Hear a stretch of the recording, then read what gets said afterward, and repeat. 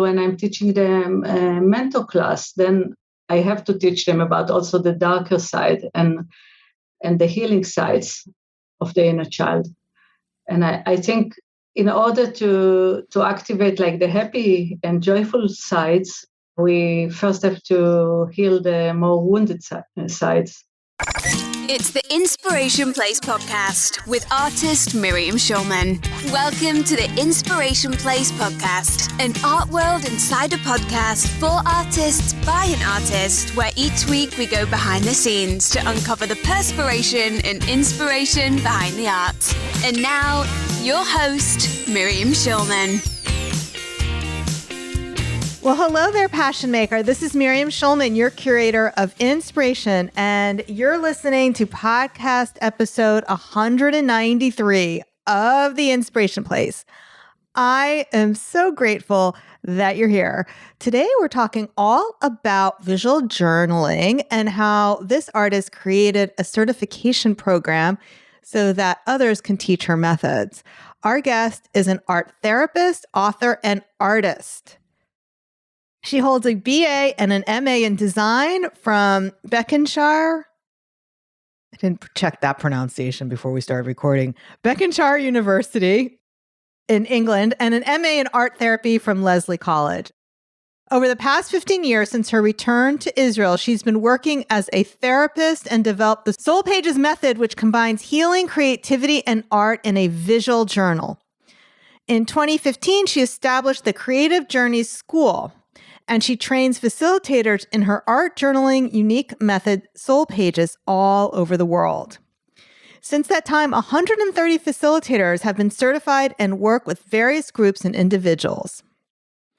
In 2021, she started to teach the Soul Pages mentor training internationally via Zoom. Her book, Elements of Visual Journaling, was published in 2019, and it's the first publication to compile all elements of the Soul Pages method. Our guest is now working on a second book called Color Archetypes around the connections of our soul energies, colors, and archetypes.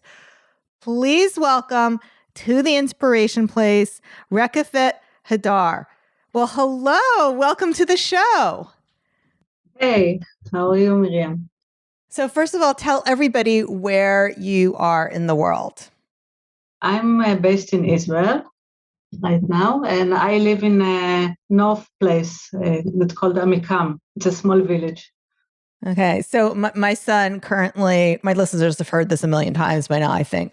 So my son just moved to Israel. Right now he's living in Jerusalem, and he was talking to me how he wants to move to like a village commuting distance from Jerusalem. Is that where you are? Are you commuting distance or no? No, I live in the north of Israel, more closer to Haifa. Okay. So my friend Danielle Weil lives near Haifa too. She's a copywriter. Maybe someday I'll introduce you to. So, all right. So we have a lot to get started with. I love to ask my guests, especially the artists who come to my show, how they get inspired. How I get inspired? Yeah. How do you find your inspiration? I think my main source of inspiration is traveling. I'm addicted to traveling around the world. I try to at least a few times a year to go some places, and this is like my escape, and this is where I get all my inspiration. So how's that been the last few years? Yeah, it was difficult actually, but I managed to be in a few places, and not like places that I really love, like India or but at least I traveled. Did you traveled within the country? I traveled sometimes. In Israel, I actually live in a very peaceful, beautiful place, and I go a lot to nature, and that's also another inspiration for me. Okay. And tell people who are not familiar, what is the northern part of Israel, the countryside like there? Because it's very different than maybe what they're imagining. How can I explain how it looks? It's not like deserty. It looks where I live, they call it the Tuscan of Israel. So it's very green. We have lots of animals here. like wild animals, like boars, and I think it's maybe it looks like a village in Europe. Really beautiful here. That's nice. Yeah, my son sent me the other day a video of a jackal just running around in the park. Yeah, that's amazing. Yeah, just like there it was. Luckily, he doesn't have like a little pet has to worry about being carried away. So, exactly, yeah. Yeah. All right. So let's get into visual journaling. So, first of all, because there may be some people listening who are not familiar, would you define what visual journaling is, at least what it is for you? So, art journaling, which is another name for visual journaling, basically started, I think, like 30 years ago to be almost like a small movement in the art world. So when people started to create like their own kind of creation, very personal creation, and I started visual journaling. I decided to name it visual journaling in Israel. I think it was I was one of the first one here. And for me, it's kind of an art that actually defined everybody to be an artist. So everybody have the possibilities to create. That's what really attracted me to this kind of art. And yeah, you want me to keep going? Yeah, keep going. About it? I will Okay. interrupt you if I need to. Okay. So yeah, so it started as everybody can be an artist kind of movement. What I find out is that there are special things that are repeating. And this is how I discovered like the 7 elements that I'm writing about. Mainly it's a collage-based kind of art.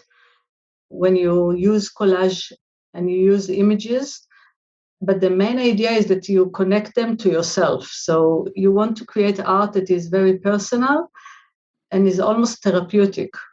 So you don't do it, some people want to be like artists, like professional artists, but most people that do art journaling, they just do it for themselves, to be connected to their inner parts. I picked up art journaling. So by the way, I do have 2 children, even though I'm talking mostly about my son today. So I picked up art journaling when my son was in high school, and he was on the wrestling team, which meant long hours hanging out at the gym, not watching him. Like maybe he has the matches are 2 minutes each, and maybe has a couple. If he's lucky, if he advanced a day, and it was hours and hours at the gym, sitting in the stands. And it was a nice way that I could have portable artwork. So I would come with a bag of markers and washi tape. And it was a great way that I could use that time for myself and not feel at all resentful that I had to be in a sweaty, smelly gym all day for my child. You mentioned earlier that you had 7 elements. So I'm very curious, what are those 7 elements? So I call them the 7 elements because for me, it gives structure to the art that I'm doing. And you can say that you have like the mother and father of elements, which is in intention. And the second element is magical coincidence. And these are kind of vague kind of elements, but they are really connecting all the surprises and they also add the intention to your art. The other 5 elements, I call them like the children of the elements. And these are color, image, text, line, and background. So if you follow that, it's really very easy to teach people how to art journal, because you have a structure. And people really catch it very easily, and they just start creating. That's great. So my daughter also likes to art journal. I am actually talking about both kids. Okay. See, I love both my kids the same, or whatever. Maybe my mother used to say to my sister and I when we would complain, "Oh, you like her better," and she would say, "No, you bother me both equally." Anyway, so my daughter's method of art journaling, she just likes to cover an entire page with washi tape and make patterns and things like that. everyone finds their own path, but I love the way you broke down a structure. And then the purpose behind the visual journaling for the students who come to you, what do you define as their purpose or purposes for doing art journaling or visual journaling? I think what's most important to me is kind of activating this part of us that is joyful. It started when, because I'm an art therapist and I met with lots of difficult cases, and I started to look for methods to work with them and how to kind of bring them back to life or make them connect with the healthy and joyful parts of themselves. And slowly I began to see that really connecting to your inner child, your dreams, so all the positive things in life is what's really important. And I think this is what I want to encourage for people to really connect to those parts that help you thrive and dream and achieve your goals. So it's for you, it's about connecting to the positive side of your inner child. I know that some people, and this may not be true in your work, so you can tell me, some people with inner child work, they will use it to heal the parts of our childhood that were more painful. Does your journal practice dive into that shadow side at all? Yeah, I think it's dependent because I have different courses. So I'm always creating the course for the people that are coming to me. So, for example, when I'm teaching them a mentor class, then I have to teach them about also the darker side and the healing sides of the inner child. And I think in order to activate the happy and joyful sides, we first have to heal the more wounded sides. So I'm doing lots of shamanic journeys and lots of voice dialogue. All those are techniques of kind of healing the more wounded places. Okay.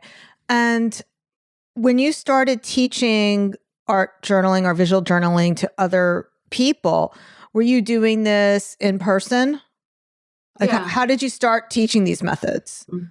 So this is really a nice story. I think I actually started art journaling when my mother was really sick. She was dying of cancer.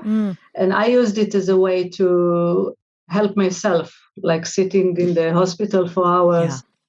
And then after she died, we had the Shiva and people just came over and I was walking in my journal, filling up so many pages. And then people asked me, can you teach me how to do it?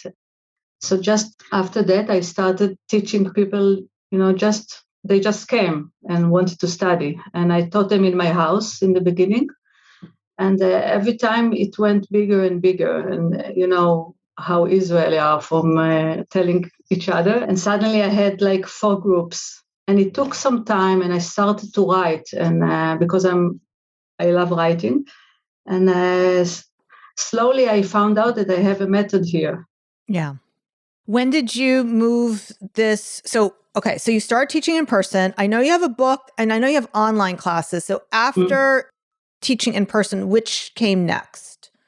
After about 2 years of teaching just a regular course to people, I decided to open my first facilitator class because I couldn't teach anymore. I couldn't open more groups.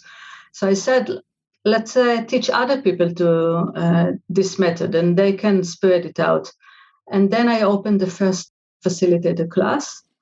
And from there, it's also got bigger. The second year, I already opened 2 classes. Okay, so I just want to get this straight. So before you had an online class and before you had a book, you created this certification or this mentorship program. Yeah. Is that correct?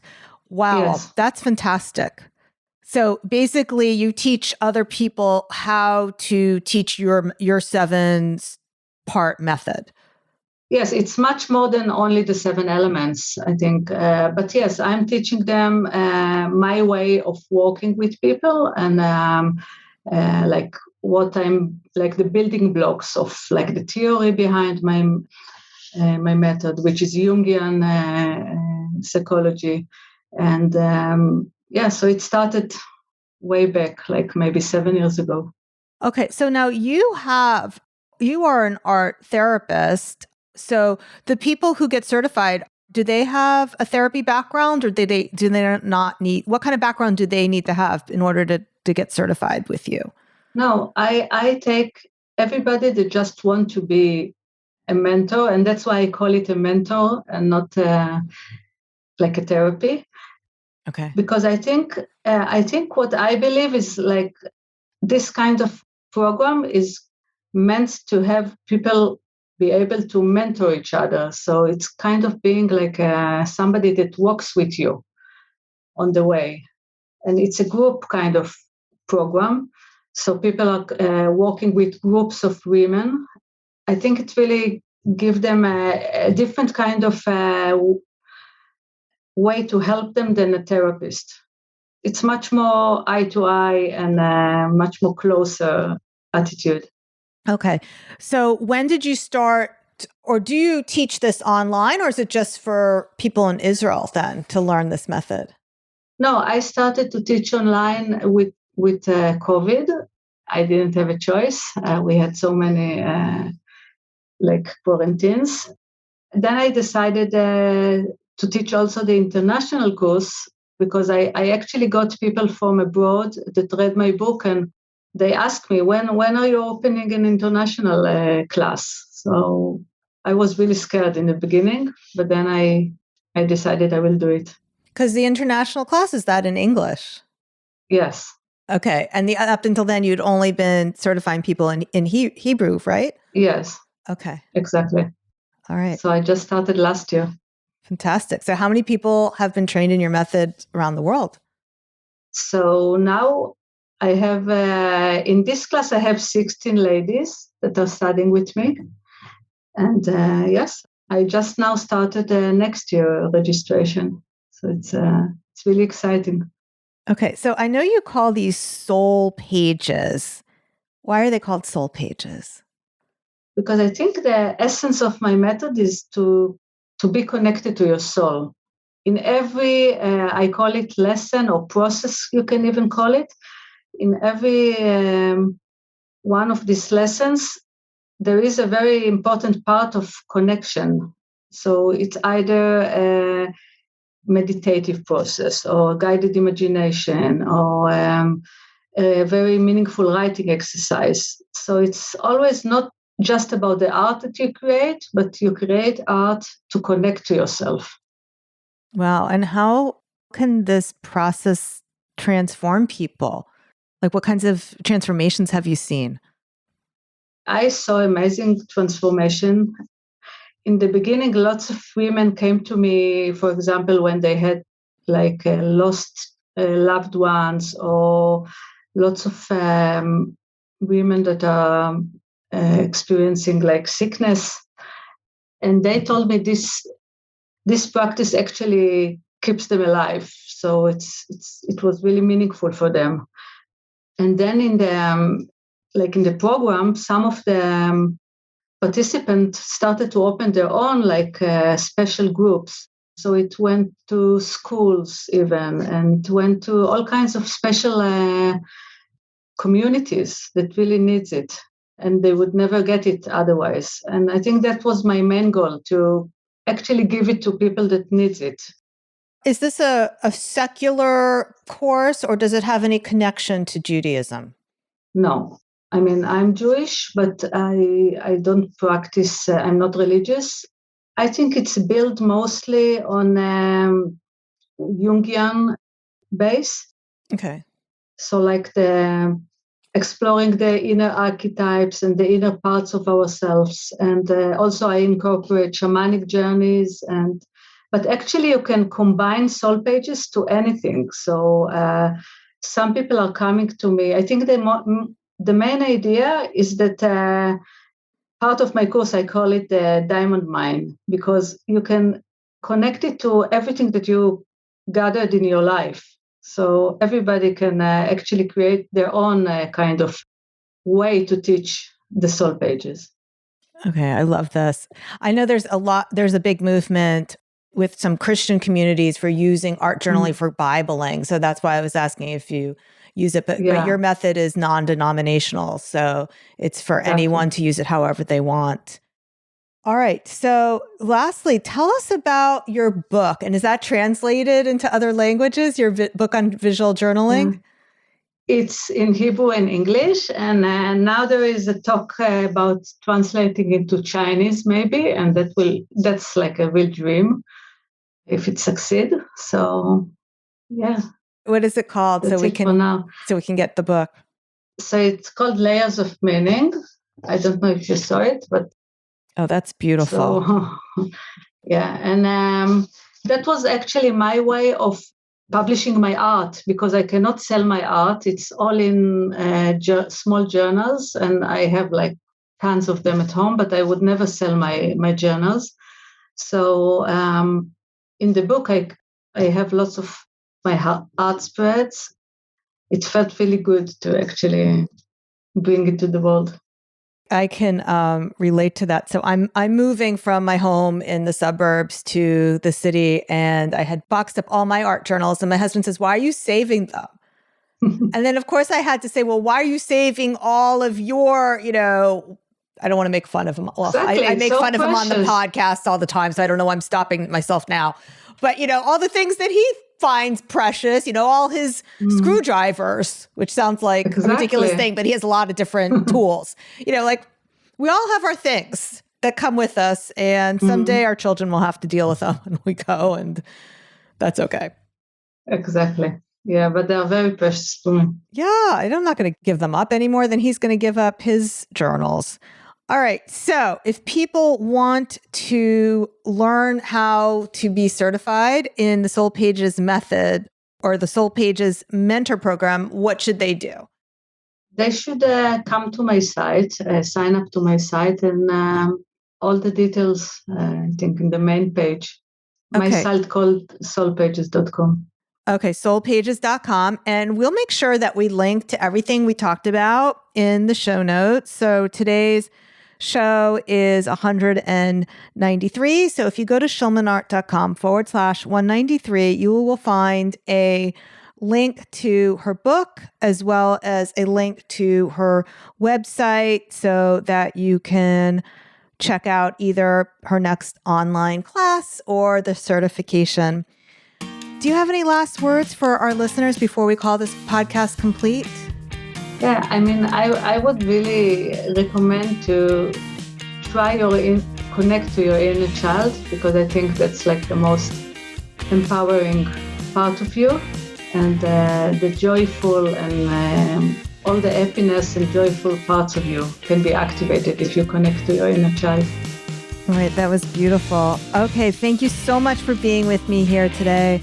All right, everyone, we will see you the same time, same place next week. Stay inspired. Thank you for listening to the Inspiration Place podcast. Connect with us on Facebook at facebook.com/SchulmanArt, on Instagram @SchulmanArt, and of course on schulmanart.com.